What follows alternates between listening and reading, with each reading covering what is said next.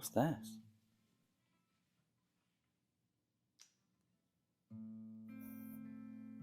Ain't petrol. Ain't oil. Oh, weird. I wonder what that is.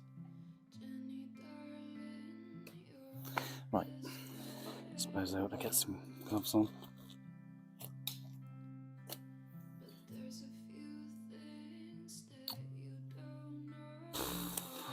If they put a little dot where the thumb goes, make my life so much easier. I'd know which way the glove is. And for all you watch aficionados, I'm wearing my Yamaha watch today. Kind of like a nice brassish colour. Works alright, it's easy to see at a distance. Brake light switch arrived. Got a coil pack, should be good. In the last video, there was no spark from the spark plug. So this is the coil pack, and it gets its ground either side here from a pole that runs through it, and it's attached to the chassis. And then there's a little spur either side. One of these spurs will be 12 volts constant, so that powers the coil pack, but the coil pack needs to know when to fire. The other one will be 12 volts. Let's assume it's this one, okay? But then the signal gets broken, and if you've ever seen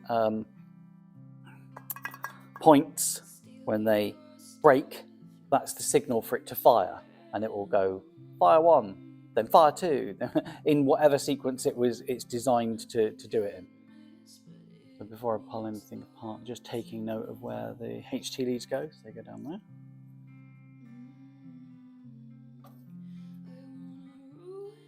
And then I'm going to clean this up and this up. This is called Scotch Brite. You can also use a scouring pad as long as it's not soapy.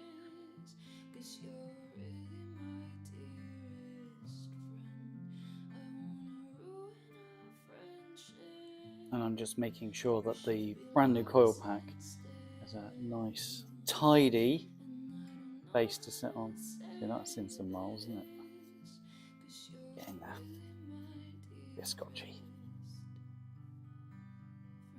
It's just the issue with parts supply. There's always something. So if I put them both in the same orientation, can you see the issue?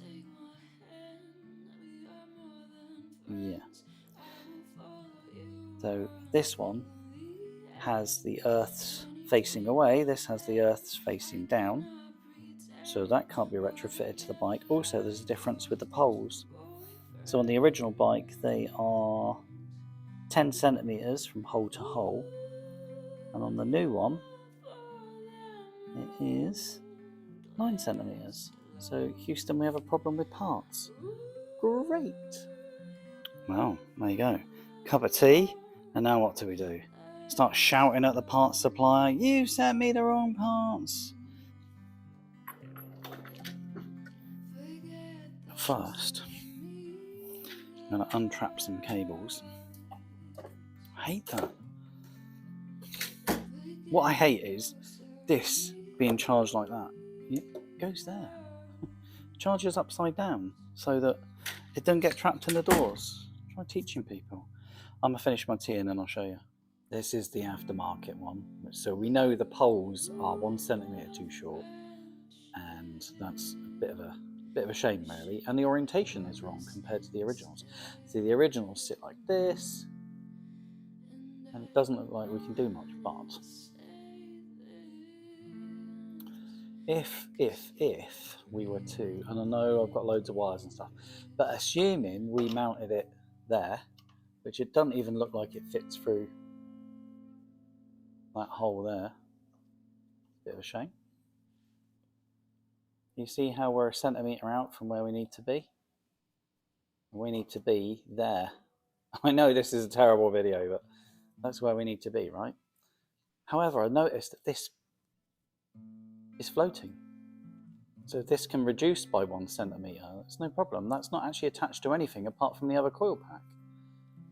Now all I have to figure out is that won't fit through there easily. Will these packs fit on there? Will they start fighting each other? What I'll probably need to do is take this off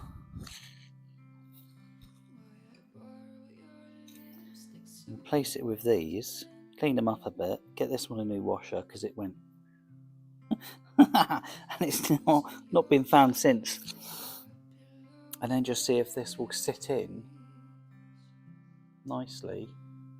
I think maybe when it's lower it might just sit in nicely, and then we can see where we go from there. Right, here comes the experimentation. Right, yeah. There's the wiring that came with the new coil pack. There's all of the spurs and whatever else. And here is our new coil pack. So the name of the game is, does it fit in this space? Strangely, it looks like it might. Looks like it might. And everything seems fine, but let's see.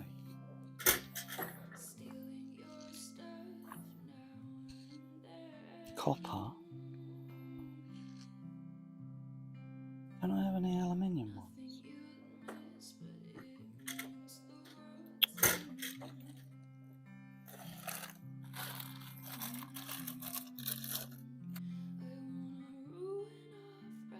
Found me some washers.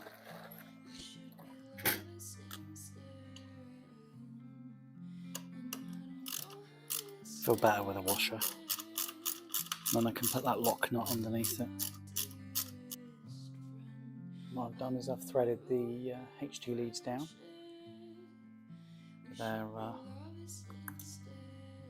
cylinders. Now I'm going to connect the motorcycle's original wiring to these terminals. What's nice is I've got the ability to cut these down if necessary. And it does look a tiny bit long over standard, but for the moment I'll fit its cap and we'll just see if we can create spark.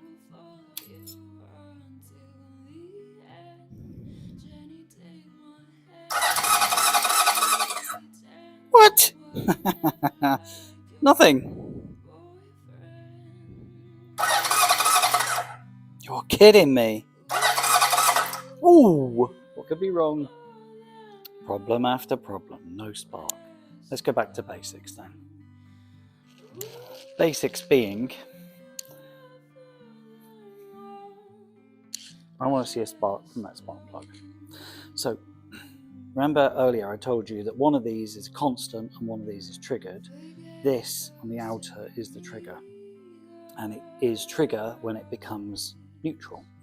So I've rigged up my power probe and I'll turn on the ignition. And what I'll do is I'll give this coil pack a trigger, which will be here.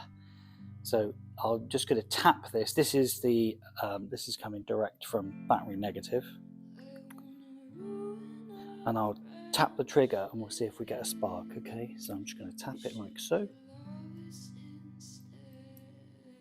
and we'll see if we get a spark. You see that?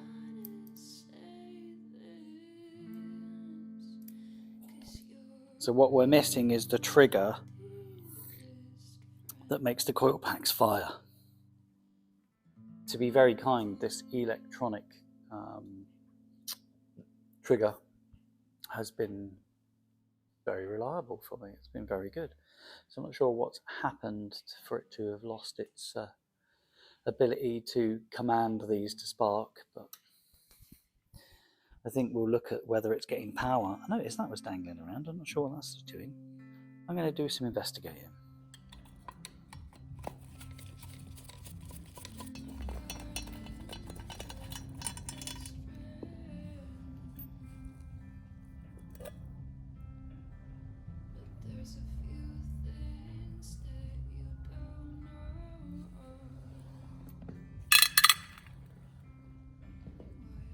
So these are my electronic points, and what happens is, as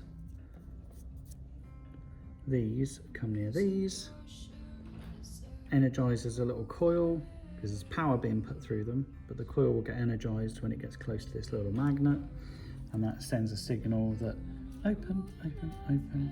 So I'm following the wire. It's very nice, it's braided. Following it. Coming up here, going up here, and it's going into, interesting. What's this? I don't remember disconnecting anything. Do you think that could be it? So we've got that's why we're getting no signal. There you go, that one's doing nothing. Let's connect them together. They look well too tight to stay connected together. I'm gonna have to reroute all of this wiring and tidy it right up. That is unacceptable. I think they're just about touching. Let's see if we give it a bit of ignition.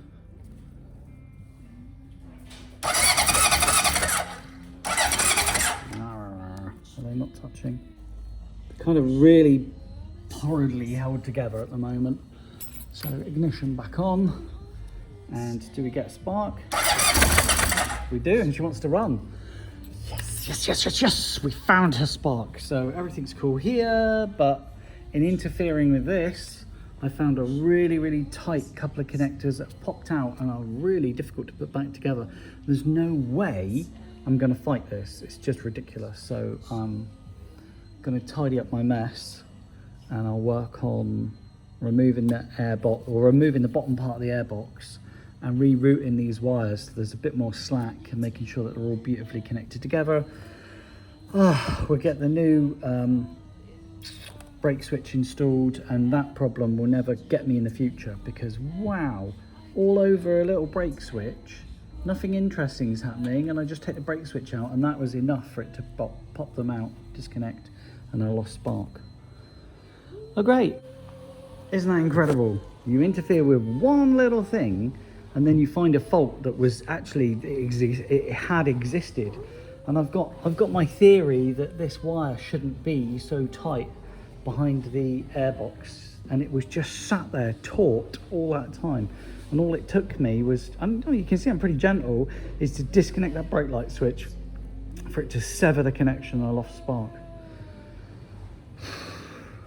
The whole point is I'm replacing the coil packs anyway, but I didn't want to overcomplicate things until I'd find out why I'd lost spark.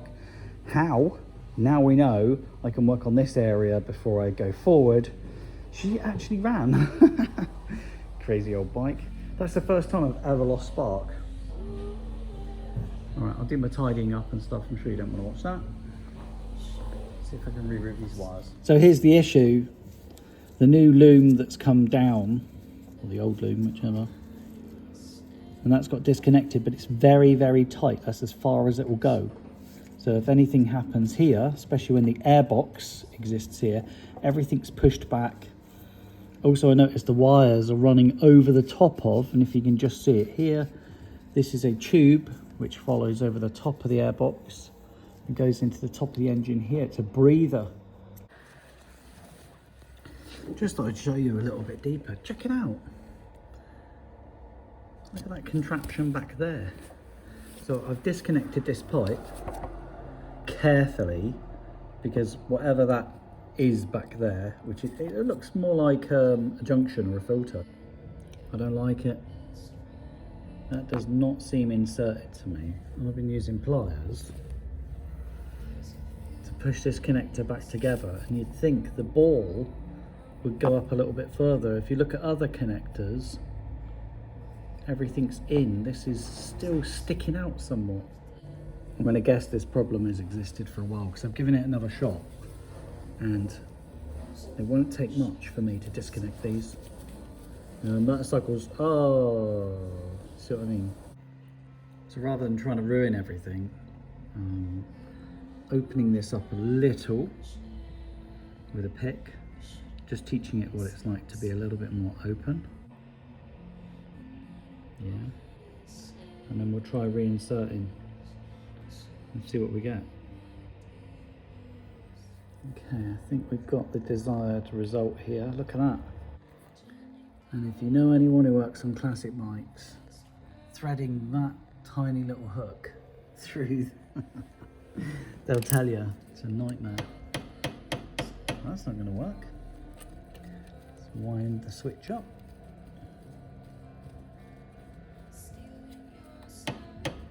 So it's starting to pull on it now.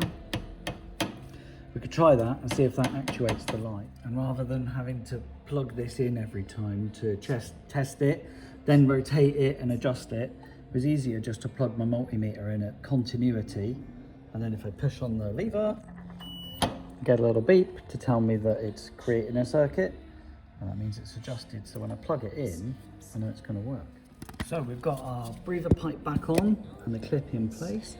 Got our wiring. It's now got plenty of slack and it looks like it's quite happy back there. Or not.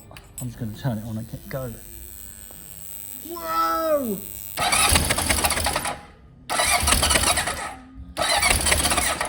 He's a sparker. So going from no spark to too much spark.